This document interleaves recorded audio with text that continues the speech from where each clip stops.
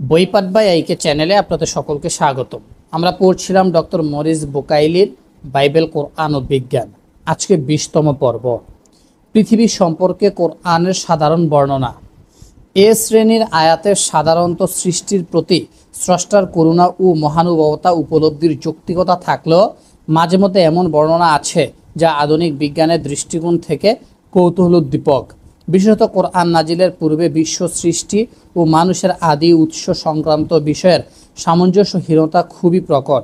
পরবর্তীকালে বৈজ্ঞানিক তথ্য ও জ্ঞানের ভিত্তিতে এ সকল ধারণা বিশ্বাস ভ্রান্ত বলে প্রমাণিত হয়েছে। পক্ষান্তরে এই সকল আয়াতে এমন সব সহজ ধারণা প্রকাশিত হয়েছে যা আরবদের কাছে সহজবোধ্য ছিল, কারণ ভৌগোলিক কারণে কোরআন প্রথমত তাদের প্রতি নির্দেশিত হয়েছিল। তারা ছিল মক্কা ও মদিনার বাসিন্দা এবং আরব উপদ্বীপের বেদুইন। কিন্তু তাছাড়াও ওই সকল আয়াতে সাধারণ প্রকৃতির এমন সব ধারণা আছে যা থেকে যে কোনো স্থান ও সময়ের অধিক অগ্রসর মানুষ গভীরতর জ্ঞান আহরণ করতে পারে, এবং এটাই কোরআনের বিশ্বজনীন ও আন্তর্জাতিক হওয়ার অন্যতম প্রধান নিদর্শন। আগেই বলেছি আয়াতগুলোর কোনো শ্রেণী বিভাগ নেই, সুতরাং এখানে আমরা সূরার নম্বরের ধারাবাহিকতা অনুসরণ করছি।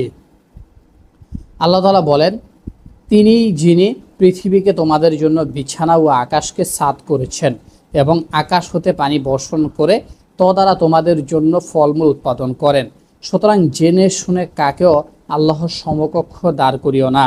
সূরা আল বাকারা 22 নম্বর আয়াত।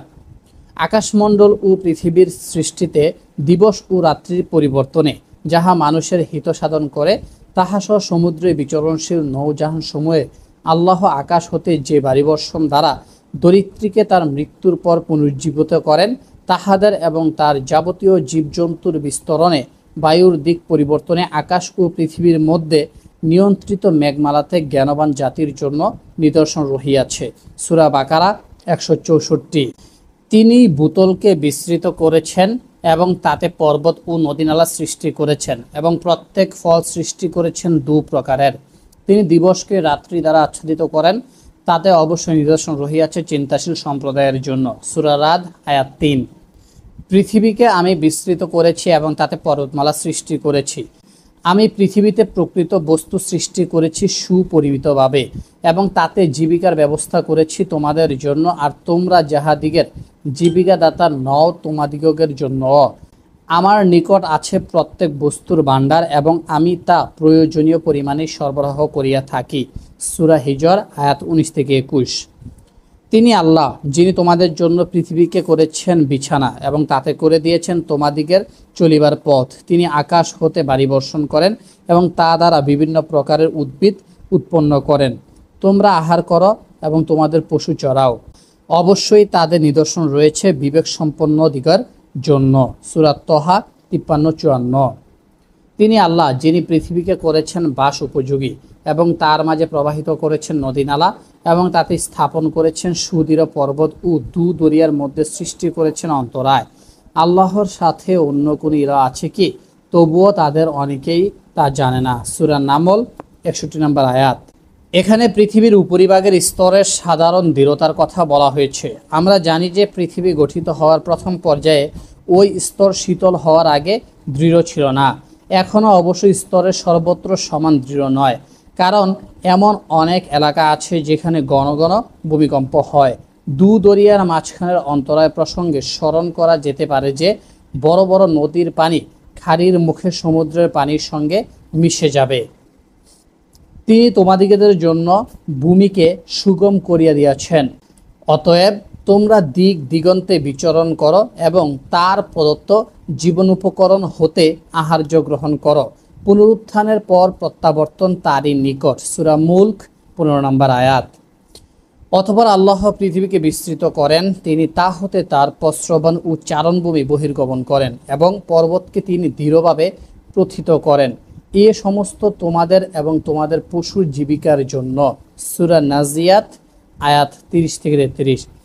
এরূপ অনেক আয়াতে পানির গুরুত্ব ও মাটিতে পানি থাকার সুফল অর্থাৎ মাটির উর্বরতার উপর জোর দেওয়া হয়েছে।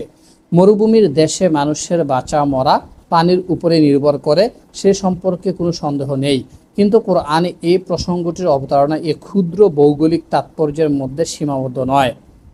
আধুনিক বৈজ্ঞানিক মতে সৌরজগতে একমাত্র পৃথিবী গ্রহে পানি আছে এবং কোরআনে এই বৈশিষ্ট্যের উপরেই জোর দেওয়া হয়েছে। পানি না থাকলে পৃথিবী চাঁদের মতোই একটি মৃত গ্রহ হয়ে যেত। কোরআনে পৃথিবী সম্পর্কিত নানা বিষয়ের মধ্যে পানির কথাই প্রথমে বলা হয়েছে। তাছাড়া পানির বিবর্তন চক্রটিও কোরআনে নিখুঁত ও নির্ভুলভাবে বর্ণনা করা হয়েছে। পানিচক্র ও সমুদ্র।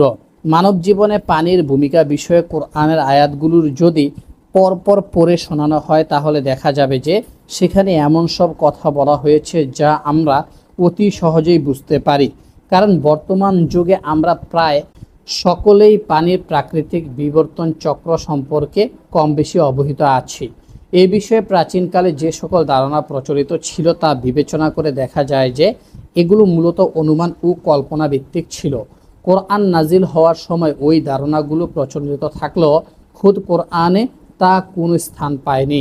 সেও কার্যের জন্য প্রয়োজনীয় জ্ঞানের কিছু অংশ অনুমান ভিত্তিক যুক্তি অনুসারে সংগ্রহ করা সম্ভব হলেও সেই সকল ধ্যান ধারণা বর্তমান যুগে আর গ্রহণযোগ্য হতে পারে না।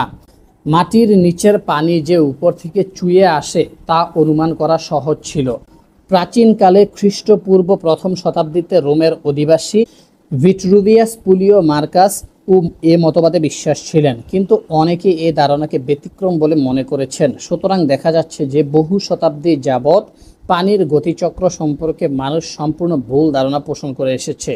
এ বিষয়ে দুজন বিশেষজ্ঞ জি পাস্টিনি এবং বি বাবক্স বিশ্বকোষের প্রবন্ধে সমস্যাটির একটি উত্তম ইতিহাস দিয়েছেন। তারা বলেছেন, খ্রিস্টপূর্ব সপ্তম শতাব্দীতে মিলেটাসের থ্যালস এ মতবাদ পোষণ করতেন যে সমুদ্রের পানি বায়ু চালিত হয়ে স্থলভাগের দিকে ধাবিত হয় এবং সেই পানি মাটিতে পড়ার পর মাটির অভ্যন্তরে প্রবেশ করে। প্লেটো এ মতবাদে বিশ্বাস করেন এবং মনে করতেন যে মাটির নিচের কোনো সুগভীর সুড়ঙ্গ পথ দিয়ে ওই পানি আবার সাগরে ফিরে যায়। অষ্টাদশ শতাব্দী পর্যন্ত এ মতবাদের অনেক সমর্থক ছিলেন এবং তাদের মধ্যে একজন হচ্ছেন ডেসকার্টেস। এরিস্টটল মনে করতেন যে মাটির নিচের পানি বাষ্প হয়ে পাহাড়ি এলাকার ঠান্ডায় জমে গিয়ে ভূগর্ভে হ্রদ সৃষ্টি করে থাকে এবং সেই পানি ঝর্ণার আকারে প্রবাহিত হয়ে থাকে। এ মতবাদে সেনেকা ও বলগার এবং আরও অনেকে 1877 সাল পর্যন্ত মত পোষণ করতেন। 1580 সালে বার্নার্ড পালেসি পানির গতিচক্র সম্পর্কে একটি পরিষ্কার ধারণা গঠন করেন। তিনি বলেন যে মাটির নিচে যে পানি আছে তা উপর থেকে বৃষ্টির পানি চুইসে আসা। সপ্তদশ শতাব্দীতেই মেরিউট এবং পি প্যারন্ট এ মতবাদ সমর্থন ও অনুমোদন করেন, কিন্তু আল কোরআনের নিম্নবর্তিত বিভিন্ন আয়াতে মুহাম্মদ সাল্লাল্লাহু আলাইহি সাল্লামের আমলে প্রচলিত নানাবিধ ভ্রান্ত ধারণার ন্যূনতম উল্লেখ নেই। যেমন আল্লাহ তাআলা বলেন, আকাশ হতে আমি বর্ষণ করি উপকারী বৃষ্টি এবং দ্বারা আমি সৃষ্টি করি উদ্যান শাকসবজি ও সমুন্নত খরজুর বৃক্ষ, যাহাতে আছে গুচ্ছ গুচ্ছ খরজুর আমার দাসদিগের জীবিকা স্বরূপ। বৃষ্টি দ্বারা আমি সজ্জীবিত করি মৃত ভূমিকে, এভাবেই পুনরুত্থান ঘটিবে। সূরা কাফ 9-11। এবং আমি আকাশ হতে বাড়ি বর্ষণ করি পরিমিতভাবে, অতঃপর আমি তা মৃত্তিকায় সংরক্ষিত করি, আমি তাকে অপসারিত করতে সক্ষম। অতঃপর আমি তা দ্বারা তোমাদিগের জন্য খরজুর ও আঙ্গুরের বাগান সৃষ্টি করি, এটাতে তোমাদিগের জন্য আছে প্রচুর ফল, আর তা হতে তোমরা আহার করিয়া থাকো। সূরা মুমিনুন 18-19। আমি বৃষ্টি গর্ভ বায়ু প্রেরণ করি, অতঃপর আকাশ হতে বাড়ি বর্ষণ করি এবং তা তোমাদিগকে পান করতে দেই, তার ভাণ্ডার তোমাদিগের নিকট নেই। সূরা হিজর 22 নম্বর আয়াত। এই আয়াতে দুটি সম্ভাব্য বিশ্লেষণ হতে পারে। বৃষ্টি গর্ভ বায়ু বা ফলনশীল বায়ুর অর্থ এই যে বায়ু দ্বারা অনেক ফল ফুলের বীজ ও রেণু বাহিত হয়। অপর অর্থ এই হতে পারে যে বায়ু দ্বারা অনেক বৃষ্টিহীন মেঘ বৃষ্টিপূর্ণ মেঘে পরিণত হতে পারে। নিচের আয়াতগুলোর মতো অনেক ক্ষেত্রেই বায়ুর এই ভূমিকা উল্লেখ করা হয়েছে। যেমন আল্লাহ তাআলা বলেন, আল্লাহে বায়ু প্রেরণ করিয়া তা দ্বারা মেঘমালা সঞ্চালিত করেন, অতঃপর তিনি তার নির্জীব ভূখণ্ডের দিকে পরিচালিত করেন, অতঃপর তিনি তা দ্বারা ধরিত্রীকে তার মৃত্যুর পর সঞ্জীবিত করেন। পুনরুত্থান এভাবেই হইবে। সূরা ফাতির 9 নম্বর আয়াত। লক্ষণীয় বিষয় হলো আয়াতের প্রথম অংশ বর্ণনামূলক এবং তারপর কোনো অন্তর্বর্তীকালীন বিরতি ছাড়াই সরাসরি আল্লাহর তরফ থেকে ঘোষণা প্রচারিত হয়েছে। বর্ণনার এ আকস্মিক পরিবর্তন কোরআনে হামেশাই দেখা যায়। আল্লাহ তিনি বায়ু প্রেরণ করেন, ফলে এটা মেঘমালাকে সঞ্চালিত করে। অতঃপর তিনি এটাকে যেমন ইচ্ছা আকাশে ছড়াইয়া দেন। পরে এটাকে খণ্ড বিখণ্ড করেন এবং তুমি দেখিতে পাও তা হতে নির্গত হয় বাড়ি দ্বারা। তিনি তার দাসদিগের মধ্যে যাহাদিগের প্রতি ইচ্ছা এটা দান করেন, তারা তখন হর্ষোৎফুল্ল হয়। সূরা রোম আয়াত 48। তিনি স্বীয় অনুগ্রহের প্রাক্কালে বায়ুকে সুসংবাদবাহী রূপে প্রেরণ করেন। যখন তা ঘন মেঘ বহন করে, তখন তাকে নির্জীব ভূখণ্ডের দিকে প্রেরণ করি। পরে তা হতে বৃষ্টি বর্ষণ করি। তৎপর তার দ্বারা সর্বাধিক ফল উৎপাদন করি। এভাবে মৃতকে জীবিত করি, তাহাতে তোমরা শিক্ষা লাভ করো। সূরা আরাফ 57 নম্বর আয়াত। তিনি স্বীয় অনুগ্রহের প্রাক্কালে সুসংবাদবাহী রূপে বায়ু প্রেরণ করেন এবং আকাশ হতে বিশুদ্ধ পানি বর্ষণ করেন, তা দ্বারা মৃত ভূখণ্ডকে সজ্জীবিত করিবার জন্য এবং অসংখ্য জীবজন্তু ও মানুষের তৃষ্ণা নিবারণের জন্য। সূরা ফুরকান 48-49। নিদর্শন রহিয়াছে চিন্তাশীল সম্প্রদায়ের জন্য রাত্রি ও দিবসের পরিবর্তনে। আল্লাহ আকাশ হতে যে বাড়ি বর্ষণ দ্বারা দরিদ্রীকে তার মৃত্যুর পর পুনর্জীবিত করেন, তাতে এবং বায়ুর পরিবর্তনে। সূরা জাসিয়া আয়াত 5। এখানে বায়ু দ্বারা বৃষ্টির চক্র পরিবর্তনের উপর জোর দেওয়ার বিষয়টি বিশেষভাবে পর্যবেক্ষণ করা যায়। তিনি আকাশ হতে বৃষ্টিপাত করেন, ফলে উপত্যকা সমূহ তাদের পরিমাণ অনুযায়ী প্লাবিত হয় এবং প্লাবন তার উপস্থিত আবর্জনা গ্রহণ করে। সূরা রাদ 17 নম্বর আয়াত। বলো, তোমরা ভেবে দেখেছো কি, যদি পানি ভূগর্ভে তোমাদের নাগালের বাহিরে চলে যায়, কে তোমাদেরকে এনে দিবে প্রবাহমান পানি? সূরা মুলক 30 নম্বর আয়াত। তুমি কি দেখো না, আল্লাহ আকাশ হতে বাড়ি বর্ষণ করেন, অতঃপর ভূমিতে স্রোত রূপে প্রবাহিত করেন এবং তদ্বারা বিবিধ বর্ণের ফসল উৎপন্ন করেন। সূরা আজ-জুমার 21 নম্বর আয়াত। তাতে আমি সৃষ্টি করি খরজুর ও আঙ্গুরের উদ্যান এবং উৎসারিত হয় পস্রবন। সূরা ইয়াসিন 34 নম্বর আয়াত। শেষের 3টি আয়াতে পস্রবন এবং যে প্রক্রিয়ায় বৃষ্টির পানি দ্বারা তা পূর্ণ করা হয় তার উপর জোর দেওয়া হয়েছে। এই বিষয়টি গভীরভাবে চিন্তা করা প্রয়োজন এবং প্রসঙ্গত স্মরণ করা প্রয়োজন যে মধ্যযুগে বিশ্বাস করা হতো এবং এরিস্টটলের মতো জ্ঞানীজন মনে করতেন যে ভূগর্ভ থেকেই পস্রবনের পানি আসে। ফ্রান্সের ন্যাশনাল স্কুল অফ অ্যাগ্রোনমির অধ্যাপক M.R.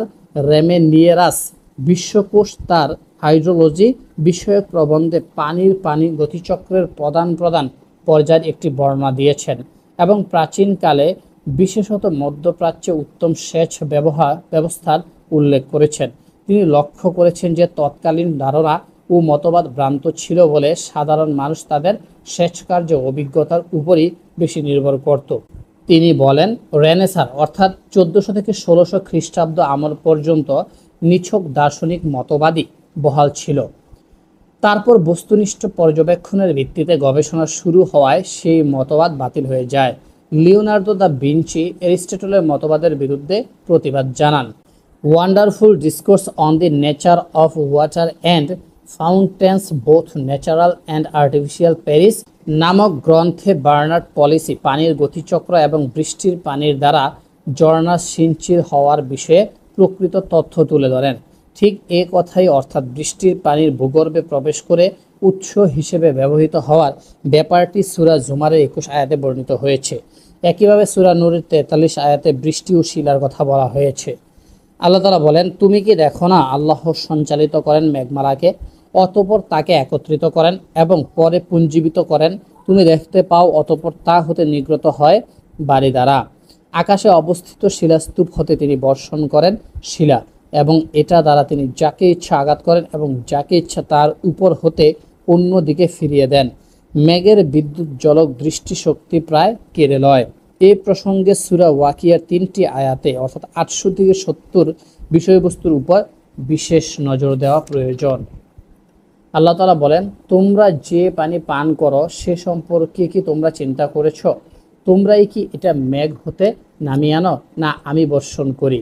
আমি ইচ্ছা করলে তা লবণাক্ত করে দিতে পারি, তবুও কেন তোমরা কৃতজ্ঞতা প্রকাশ করো না? আল্লাহ যে সর্বশক্তিমান এবং তিনি যে যা ইচ্ছা তাই করতে পারেন। আল্লাহর মিঠা পানিকে নোনা পানিতে পরিণত করতে পারার ক্ষমতার প্রসঙ্গে উল্লেখ করার মধ্য দিয়েও সেই কথাই মনে করিয়ে দেওয়া হয়েছে। আধুনিক যুগে মানুষ অবশ্য কৃত্রিম উপায়ে বৃষ্টি সৃষ্টি করতে সক্ষম হয়েছে। সুতরাং মানুষের বৃষ্টি সৃষ্টির ক্ষমতা থাকার বিষয়ে কোরআনে যে বর্ণনা আছে তার প্রতিবাদ বা বিরোধিতা করা কি কারো পক্ষে সম্ভব? এ প্রশ্নের জবাব হচ্ছে না, সম্ভব না। তবে এ বিষয়ে মানুষের ক্ষমতার যে সীমাবদ্ধতা আছে তা অবশ্যই স্বীকার করতে হবে। ফরাসি আবহাওয়া অফিসের বিশেষজ্ঞ এম.এ. ফেসি বিশ্বকোষ বৃষ্টি শিরোনামে লিখেছেন, যে মেঘ বৃষ্টির জন্য পরিপক্ক হয়নি অথবা সেইরূপ বৈশিষ্ট্য লাভ করেনি, সেই মেঘ থেকে বৃষ্টি বর্ষণ করানো কখনোই সম্ভব হবে না। অর্থাৎ প্রাকৃতিক অবস্থা অনুকূল না হলে কারিগরি জ্ঞান প্রয়োগ করে মানুষের পক্ষে বৃষ্টির প্রক্রিয়া ত্বরান্বিত করা কখনোই সম্ভব হবে না। তা না হলে খরা বা অনাবৃষ্টি কখনোই হতে পারত না। অথচ বাস্তবে দেখা যায় খরা বা অনাবৃষ্টি হামেশাই হয়ে থাকে। সুতরাং বৃষ্টি বা আবহাওয়ার উপরে নিয়ন্ত্রণের সম্ভাবনা মানুষের জন্য স্বপ্নই থেকে যাবে।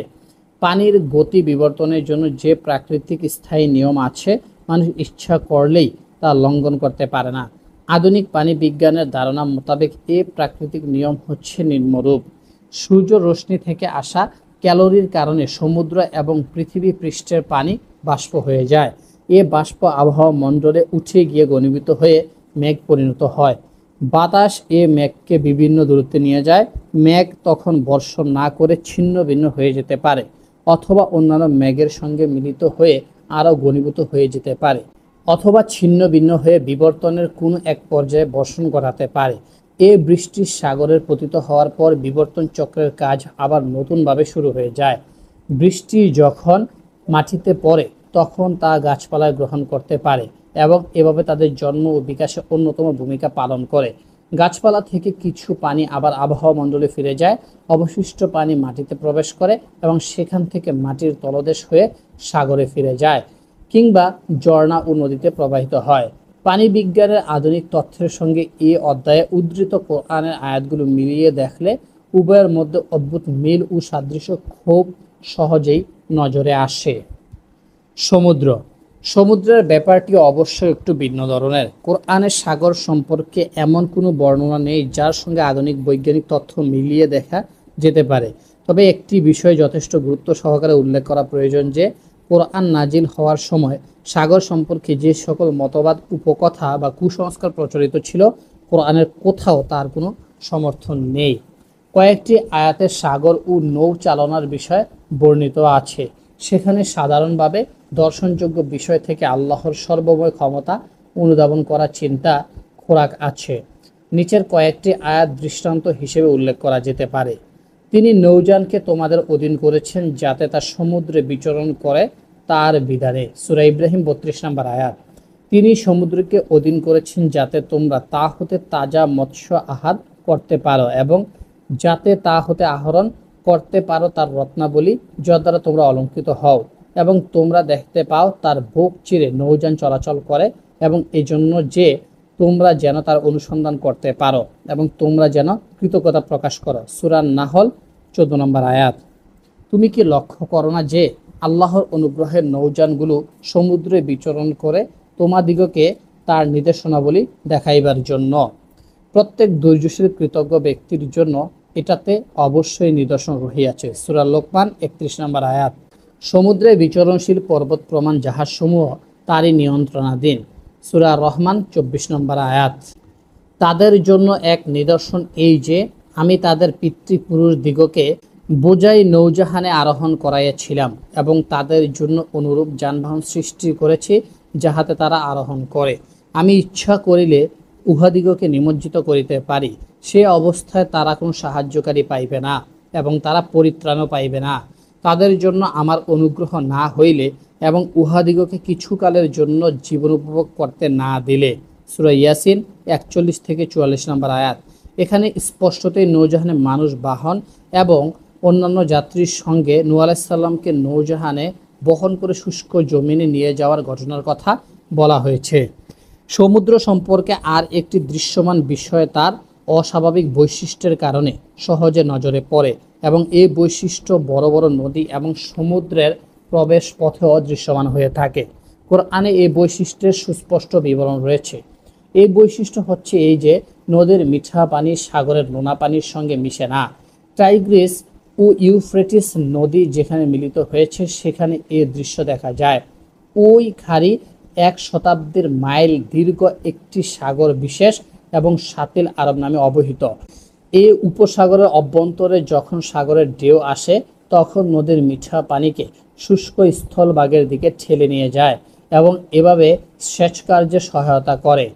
এ বিষয়ে কোরআনের ইবারতের অর্থ উপলব্ধি করার জন্য অনুধাবন করা প্রয়োজন যে আরবি বাহর শব্দ দ্বারা বিপুল পরিমাণ পানি বোঝায় এবং সেই অর্থে সাগরও যেমন বোঝায় তেমনি নীল নদ, টাইগ্রিস এবং ইউফ্রেটিসের মতো বড় বড় নদীও বোঝায়।